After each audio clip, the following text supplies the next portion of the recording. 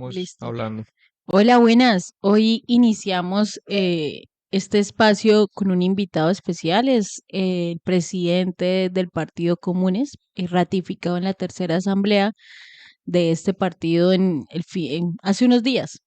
Entonces hoy nos está visitando acá en la ciudad de Bucaramanga. Pues tenemos que preguntarle a Rodrigo Londoño o Timochenko, no sé cuál de los dos le gusta más, si Rodrigo Londoño o Timochenko, por qué está visitando la ciudad de Bucaramanga. Es que el Timochenko nunca me ha gustado. Ah, A no, ver si no, no. cámara. Nunca ha sido. En la guerrilla era Timo. El Timochenko es toda una historia, pero realmente nunca se utilizaba. Nunca la gente me llamaba por ese nombre. Ahora pues lo usan los medios fundamentalmente como en función de la estigmatización, ¿no? De aparecer porque es como el hombre de la guerra. Pero Ujú. realmente la gente, los guerrilleros, las guerrilleras me llamaban era Timo. Y aquí seguimos, y el nombre de Timo no desaparece y es como una relación más personal, más como de confianza. Pero sí, ¿no? Ya aquí en esta vida, en esta nueva vida, pues rescatando el nombre propio, el nombre con que me bautizaron los padres, Rodrigo Londoño. Pero tampoco me gusta que me llamen Timo. ¿Y cómo le dice la familia? ¿Rodrigo? Rodrigo, sí, claro. Rodrigo, no, es un buen nombre Sí, también, sí. tiene fuerza, Rodrigo. Y Sí. tiene toda una historia, lo que pasa es que se me olvida la historia, pero eso viene por allá de España Ah, y, tiene su origen ahí. y de Alemania. Eso es toda una historia, todo un cuento, pero nunca me lo he aprendido.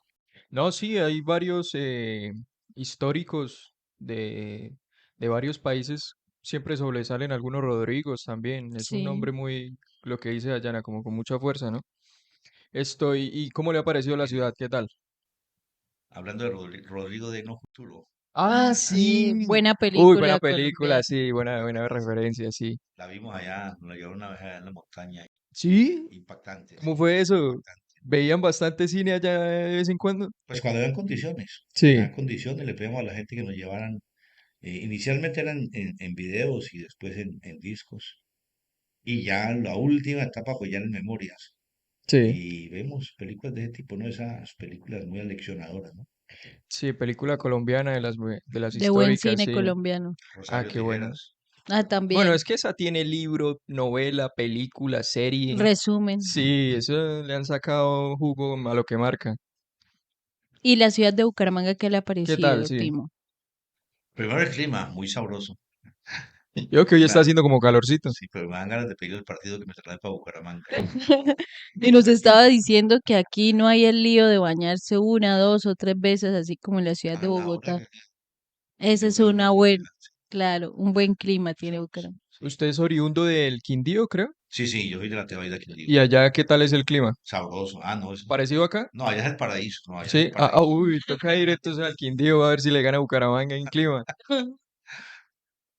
No, acá antes era más fresco. Lo que pasa es que en los últimos años, yo creo que eso es general en todas las ciudades. Ha venido el asunto de esos climas tremendos, esos calores.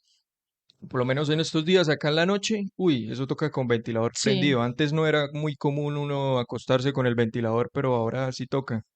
El cambio climático, Sí, exacto. algo No, que tanto ha insistido Petro y que de manera muy pedagógica cada que tiene oportunidad lo vive explicando de cómo la especie humana está yendo a su propia destrucción.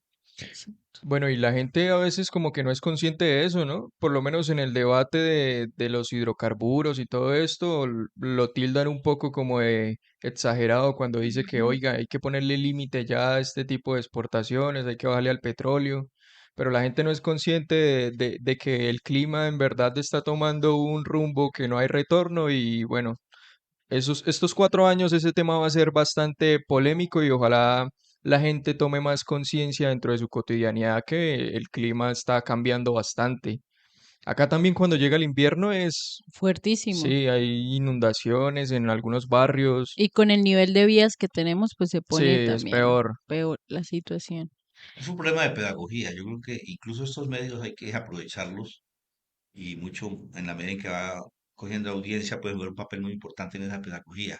Yo creo que es un problema de conciencia, conciencia en el conocimiento, que la gente sepa realmente lo que está pasando, porque los intereses económicos que hay tras de esto son muy poderosos, tienen mucho poder, tienen la gran mayoría de los medios de comunicación, entonces, claro, distorsión, por eso a veces uno escucha como cuando Petro sale y habla del tema, lo ridiculizan, Sí. y cuando ante sus propuestas pues las distorsionan y vuelvo y reitero, las ridiculizan, pues para que la gente coja esas matrices de opinión y no parta de lo que la ciencia está demostrando. Es que es un problema que lo está demostrando la ciencia, que si seguimos por este camino, la humanidad va a desaparecer.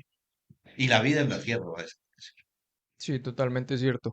Bueno, le iba a comentar una cosa, pero se me fue la paloma. No, claro, tiene razón aquí, Timo, y es, bueno, este espacio quiere ser cero a la izquierda, Ah, quiere ser sí, un el asunto de los espacio, medios. sí, abierto a eso, nos calificamos como una comunicación, digamos, la alternativa, también popular, y quiere estar abierto, pues, a hacer ese trabajo de pedagogía, de concientización y de abrirle a todos los sectores que se pueda para generar cambios fuertes, digámosle primero, pues, en la ciudad y en el departamento. Entonces, por eso, imagínese, tenemos hoy un invitado de talla internacional Sí, en este espacio de cero a la izquierda y qué chévere tenerlo acá.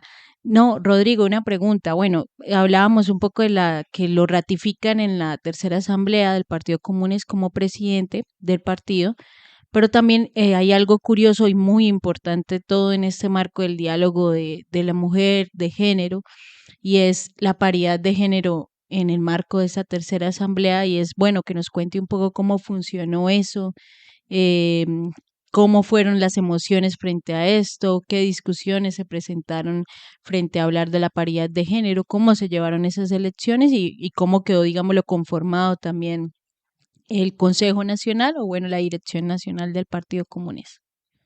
Bueno, lo primero que todo, los felicito por este proyecto. Y aquí los he conocido y sé cómo comenzaron y lo que están haciendo, el esfuerzo que están haciendo. Me parece un proyecto muy, muy importante que va a servir mucho en función en función en este gobierno del cambio, en que hay que contribuir de todos estos espacios para ese cambio. Cambio para bien. Bueno, ahora lo del partido. Muy interesante. Yo creo que habían muchas inquietudes, muchas expectativas frente a esa tercera asamblea. Nosotros tuvimos el Congreso Fundacional que fue bastante complejo, pues porque Sí. habían unos sectores ahí generando ruidos y generando situaciones que fueron muy complejas y difíciles de manejar en cierto momento, pero bueno, al fin y al cabo salimos adelante. Pero después nos tocó convocar la segunda asamblea extraordinaria, en la cual también tuvimos una situación de debate interno bastante complejo, con gente que se oponía al cambio. Una de las razones de ser la segunda asamblea extraordinaria, y por eso se llamó extraordinaria, era que nos habíamos hecho conscientes de que había que cambiar el nombre del partido. Mm. Y había que tomar una serie de decisiones de tipo legal para, para adaptarnos a la legalidad y no tener dificultades en ese sentido. Y para eso fue esa asamblea extraordinaria, en la cual pues está tratando de generar debates, pero bueno, eso se fue decantando. Estos compañeros que plantean esas tesis, pues prácticamente quedaron aislados. La gran mayoría se retiró del partido. Y bueno, seguimos en la construcción y el trabajo en función de la tercera asamblea. Elaboramos un paquete de tesis construido con la gente. Tuvimos reuniones con dirigentes nacionales, con dirigentes de las regiones y trabajamos esas tesis y las pusimos en discusión de la gente y con esa discusión y con los frutos de esa discusión, pues llegamos a la tercera asamblea y a ver la expectativa de cómo es la dirección, porque ese tema, el tema de la participación de la mujer, pues siempre ha estado en el debate. Ujú. Algunos no lo saben enfrentar, algunos les da temor, algunos tienen muchas prevenciones, pero en medio de todo eso, yo creí que iba a hacer la discusión mucho más compleja y difícil, y de verdad que hemos alcanzado un nivel de madurez en ese sentido y de compromiso y de entender el tema de que la mujer en estos momentos en la vida política colombiana es clave, es fundamental, está jugando un papel muy importante.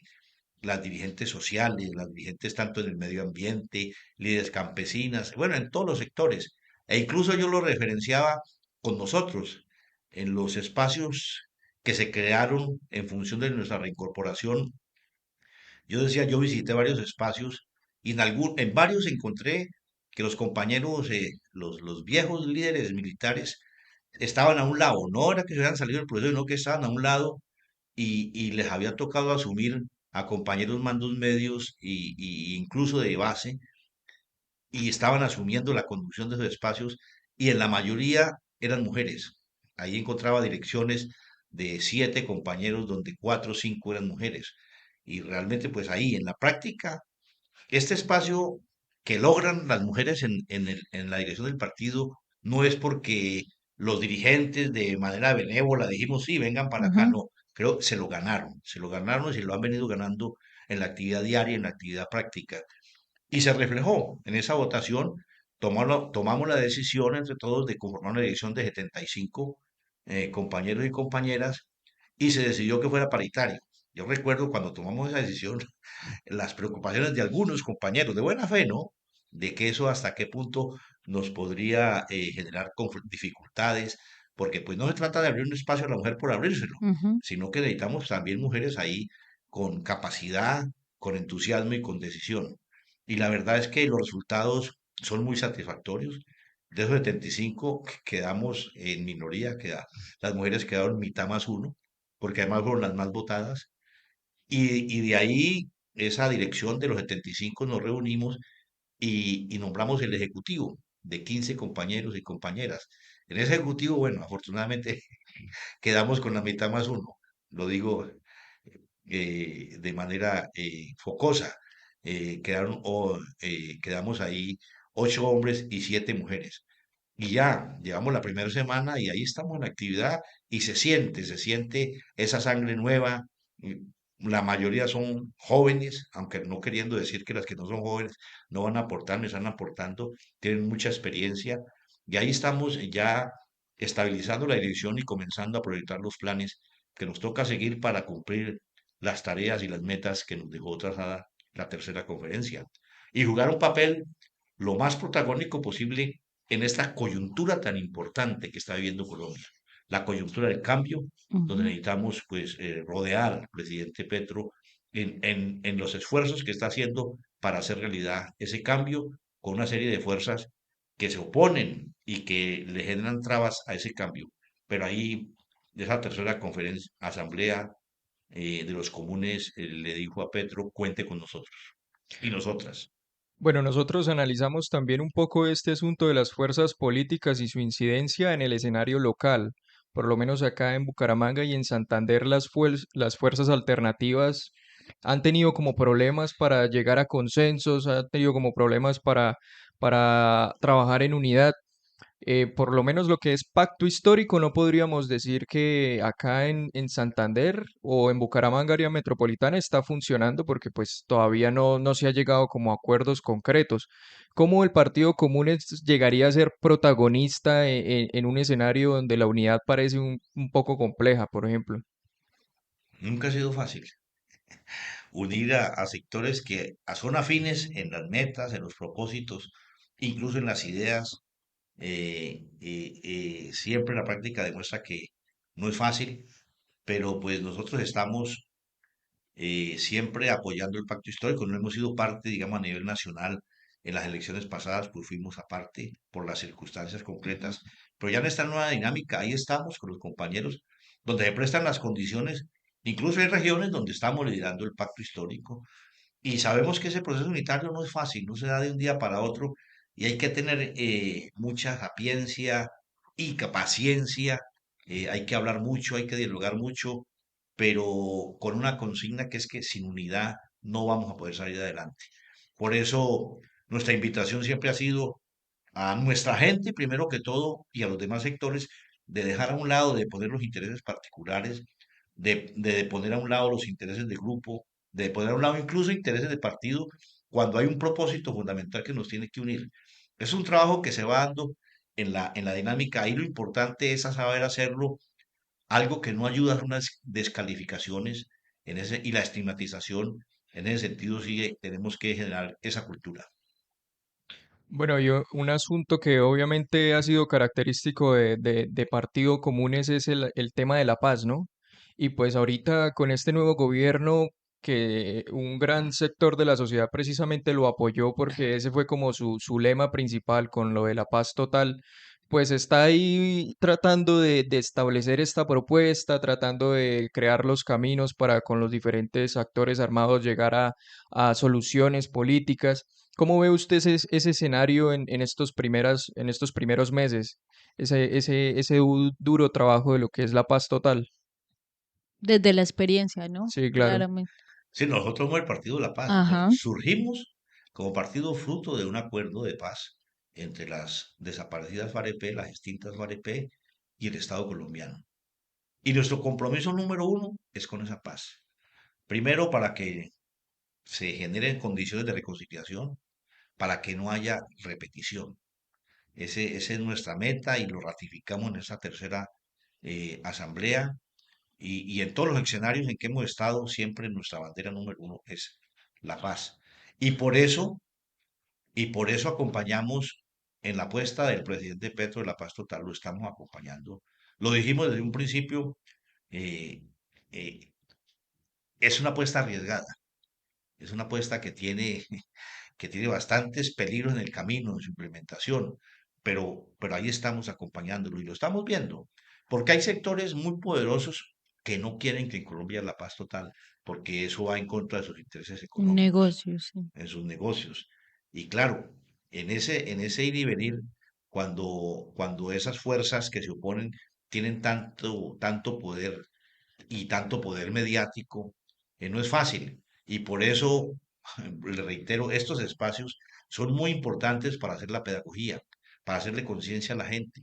Sí, hay dificultades, se han presentado dificultades, pero es que construir la paz, nosotros duramos 5 años, casi 6 años, negociando con el gobierno. Claro, unas circunstancias distintas. Sí. Ahora hay unas condiciones completamente distintas Claro. que facilitan y que pueden agilizar la posibilidad de acuerdos de manera pues mucho más rápida y eso creo que tenemos que acompañarlo porque es un momento histórico que está viviendo Colombia que uno no sabe si se va a volver a repetir. Bueno, Santander ha sido como un territorio histórico para lo que fue la formación del Ejército de Liberación Nacional. Ahorita se está tratando precisamente como de establecer unos diálogos con ese grupo y pues el territorio está a la expectativa de lo que pueda pasar. Su merced hace poquito dijo que se colocaba como a disposición en cuanto a su experiencia y todo esto para tratar de aportar en la medida de lo posible a llegar a sacar como problemitas que a veces salen en el marco de esas negociaciones, por lo menos lo del cese al fuego bilateral y todo esto. Cómo ha visto la situación y ha habido respuesta por parte de las partes negociantes para entrar a aportar en ese sentido? Bueno, con el gobierno hemos venido se han venido generando unos espacios donde pues estamos en la posibilidad de transmitir nuestra experiencia o nuestras opiniones en ese sentido, lo cual pues lo valoramos. Pues yo lo hice más en la angustia de cuando uno ve que como que se están trabando las cosas y a raíz de las situaciones propias de un proceso su generis que se está dando en Colombia, como que hay algunos como que no entienden cuál es el objetivo supremo. Entonces, pues yo decía, no quiero pontificar ni decir que es que tenemos la verdad revelada, pero decimos, hombre, nosotros vivimos una experiencia en un contexto distinto, ya lo Ujú. decía antes, pero es una experiencia. Uno quisiera tener espacios para transmitir esa experiencia, para transmitir incluso opiniones que son fruto de esa experiencia, de lo que vivimos, de cómo lo resolvimos. También tuvimos dificultades, en medio del cese del juego tuvimos dificultades, pero que se fueron resolviendo. Es que cuando se toma una decisión, ahora el problema es ese, ¿no? La decisión política. ¿Cuál es la decisión política? Y a partir se van definiendo cosas. Si la decisión política es encontrar la solución al conflicto, las dificultades que se presenten se le van a ir encontrando salidas. Por lo menos una cosa que se le criticó mucho en su momento la mesa entre las FAREP y el gobierno fue el asunto de negociar sin un cese al fuego bilateral. Eso pues trajo, como usted dice, algunas problemáticas y todo esto, pero se logró solventar. En este caso, La urgencia precisamente como para evitar eso de negociar en medio de la confrontación es llegar rápido a un cese al fuego bilateral. ¿Por qué cree usted que ha sido tan difícil llegar como a un consenso en cuanto a este tema? Es un problema de decisión política. Yo creo que la experiencia nuestra es bastante leccionadora. Nosotros lo planteamos, no lo hicimos porque queríamos. Nosotros planteamos el cese al fuego, porque, hombre, ¿cómo no va a ser mejor discutir? ¿Cómo no va a ser mucho más tranquilo discutir sin las angustias, sin las afugias de la guerra y la confrontación?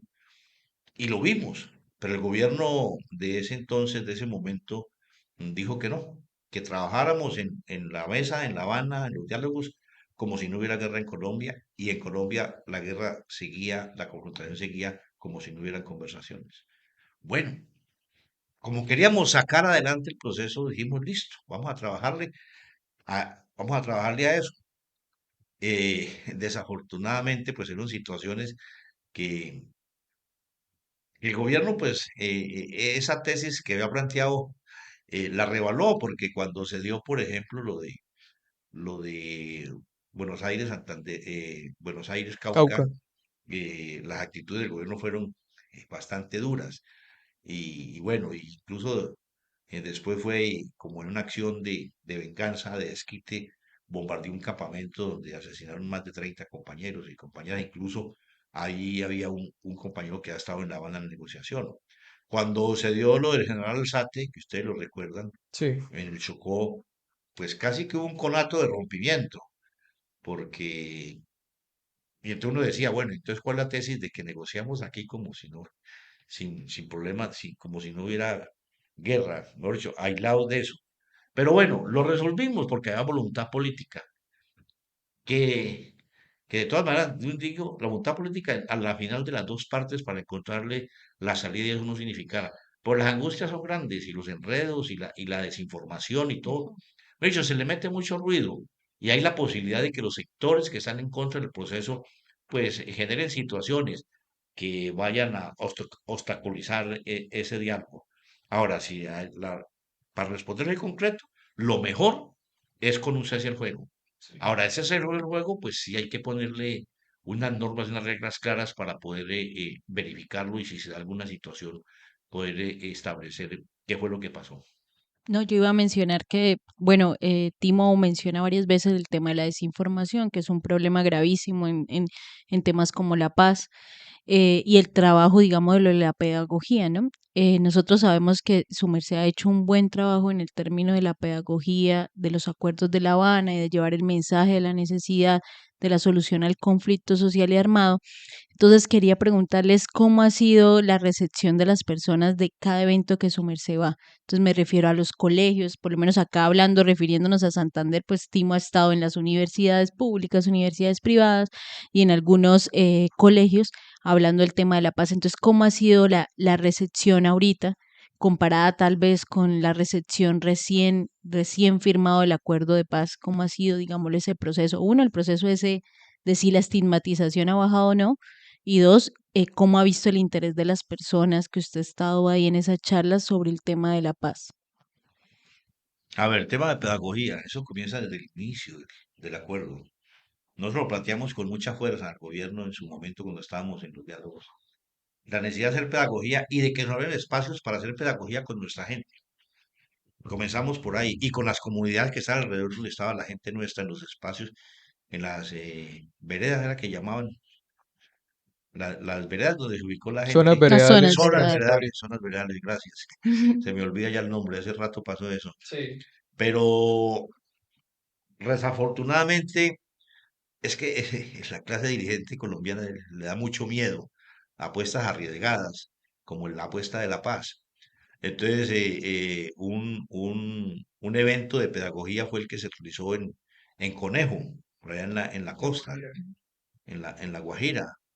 Y a raíz de ahí se armó un escándalo y entonces se estaba hablando de que era que estamos haciendo proselitismo armado. Y bueno, el caso es que eso llevó al gobierno, el susto que le dio con la ultraderecha fue suspender esas actividades que estamos realizando. Y hoy en día el balance que yo hago es que fruto de eso, fruto de eso en buena medida son lo que la gente ha llamado las disidencias, porque no permitió hacer la pedagogía como la estábamos nosotros planteando para poder hablar con la gente de manera presencial y discutir y llevarles el texto, la letra y el espíritu de lo acordado para que la gente sea personada del acuerdo. Y con las comunidades, pues también.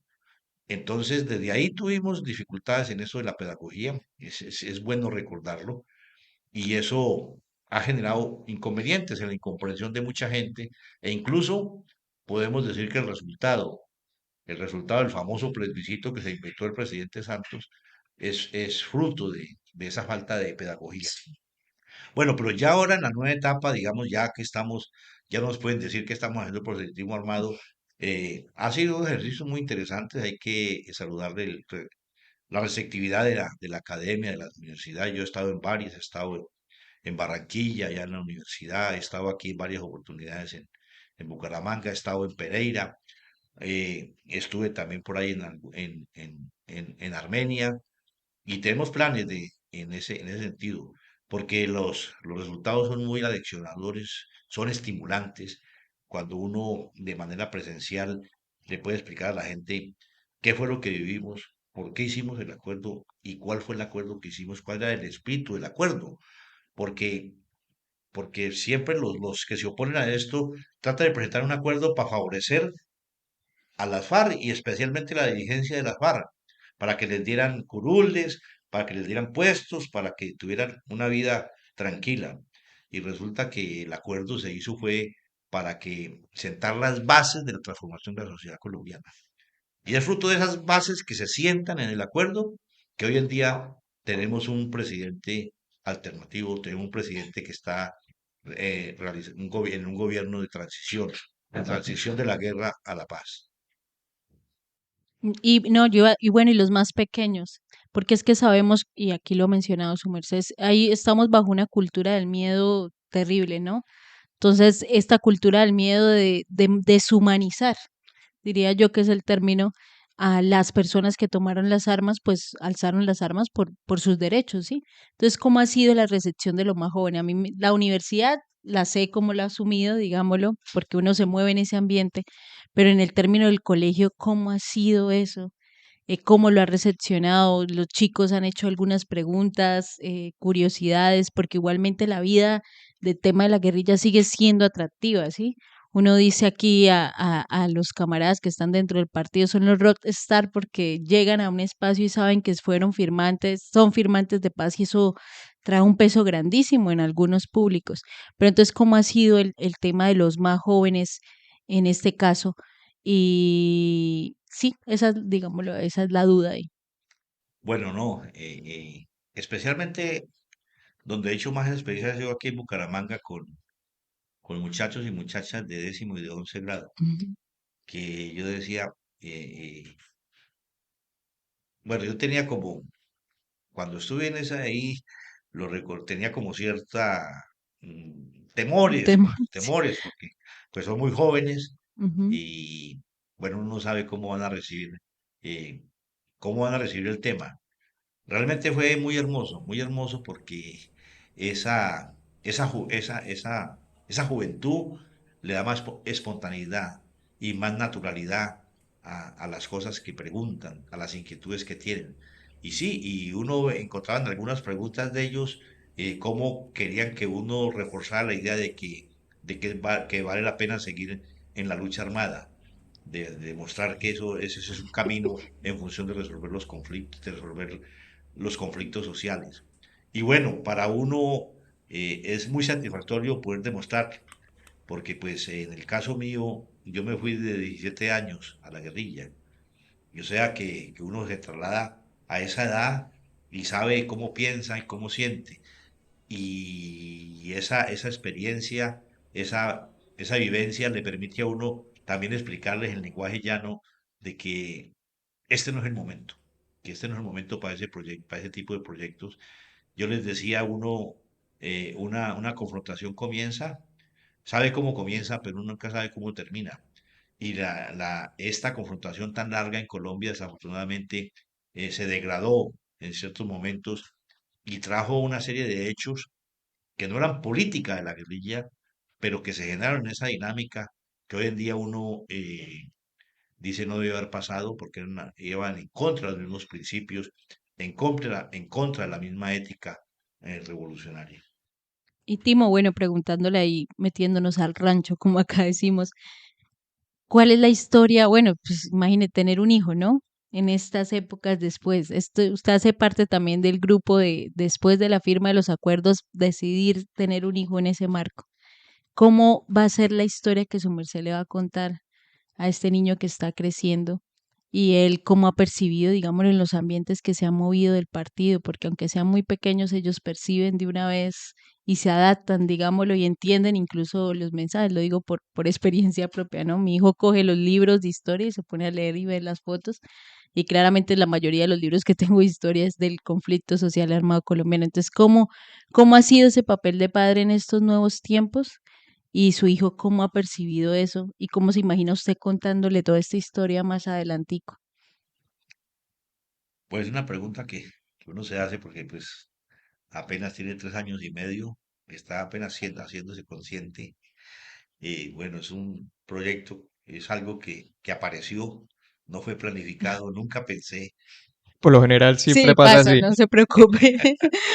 pero, pero una experiencia muy hermosa porque eso le permite a uno percibir eh, facetas de la vida que uno nunca las había sentido, de ver las cosas ya de otra manera, con otro prisma.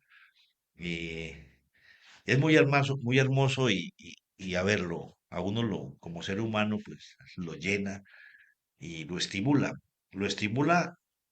a no desfallecer en lo que está haciendo, ya viendo, pensando, e incluso le permite a uno una reflexión más profunda y más cierta y más sentida del daño que se hizo en el conflicto.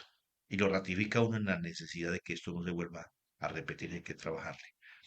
Vamos a ver, yo hay veces armo proyectos que los dejo a mitad de camino, como escribiendo cosas para el día que ya tenga la posibilidad de leer, las pueda él asimilar.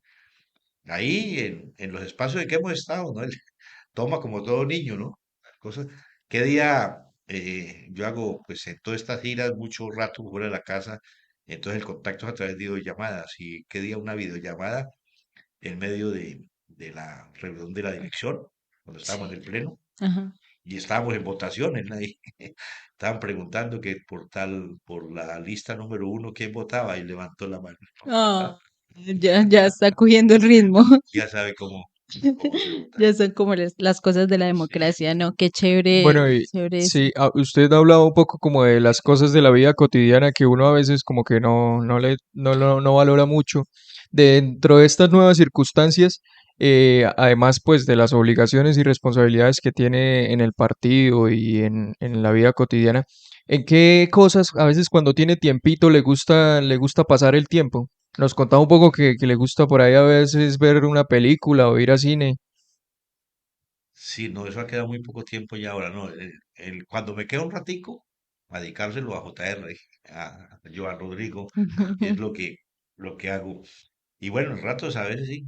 mm, Cuando hay la posibilidad de ver películas, pero no es mucho en esta última etapa, y de leer, pues, realmente tengo un montón de libros En esperando a ver espera. cuándo, en espera a ver cuándo puedo sacar el tiempo, porque ahora, vea, por ejemplo, salimos de la conferencia a hacer unas tesis, es un documento bastante denso, y la tarea de uno ahora es coger eso que se aprobó, comenzar a leerlo con detenimiento, y a partir de ahí ver qué tareas salen y comenzar a orientarlas. Entonces, y todos los días están dando hechos que requieren de ponerse uno a leer, a estudiar, a escuchar conferencias sobre los temas. Entonces, en ese sentido, esperamos que algún momento podamos sentarnos a ver cine con tranquilidad y a leer libros sin Listo. mucho afán de que ya Ah, toca. toca que mire el programa porque nosotros a veces votamos las Unas propias recomendaciones, recomendaciones, sí, sí. para que vaya a la O fija. una cancioncita y una banda, un grupo. ¿Qué es lo que Timo, más le sí. gusta Para que escuchar a la Timo, gente vaya y a lo Rodrigo? busque. Eh, A mí me gusta casi todo tipo de música, depende del momento, ¿no? Salió Eso, crossover. Si no, si está uno tomando una cervecita, pues unos tangos, eso. Ah, ya, ya, eh, ya. música rabalera. Y si está uno en otro ambiente, pues música romántica. Ah, bueno, Un ya romántico sabe. Rodrigo todavía, Romántico, entonces. lo que pasa es que yo ya los románticos de ahora no estoy actualizado. Yo sigo con los románticos de los Usted es 70, de los romántico de los 80. viejitos. De los Sí, boleros. Sí, sí. Leonardo Fabio, Leo Dan. Ah, A la claro. antigüita. Ay, Ah, los Panchos, sí, No, sí. ahora se dedica es Sí, puro sí. reggaetón. Acá le vamos a hacer una selección de reggaetones para. No, agradecerle a todos. Este es un espacio sorpresa, pero muy gratificante. Hoy no habló William, que es el técnico El en sonido. técnico, sí.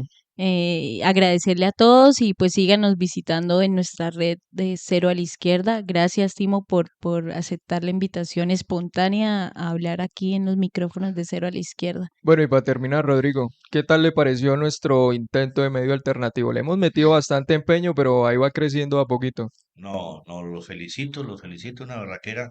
Y pues cuenten con todo el apoyo desde donde estamos. Hay que promoverla, hay que seguirle llenándole de contenido y que la gente se sienta reflejada, que en un lenguaje fresco y que la gente sienta que es escuchada. Es muy importante lo que decía antes, lo de generar conciencia, es a partir del conocimiento. Y ese conocimiento también se quiere a través de la discusión, del debate. Me parece muy importante esta experiencia y para adelante. Bueno, y lo que nosotros le decimos siempre a nuestros invitados, invitadas, siempre aquí las puertas abiertas. Cuando llegue Bucaramanguita, ya sabe que acá en Cero a la Izquierda va a tener un espacio siempre para hablar de todo un poco. Y nada, saluditos ahí para la gente que siempre nos acompaña.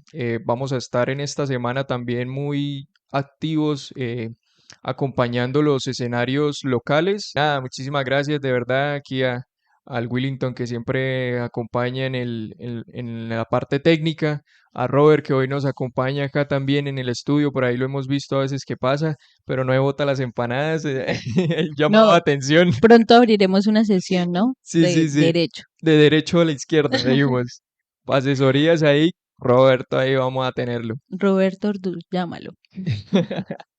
No, listo, muchas gracias a Rodrigo y pues bueno, nos estaremos ahí encontrando, como quien dice.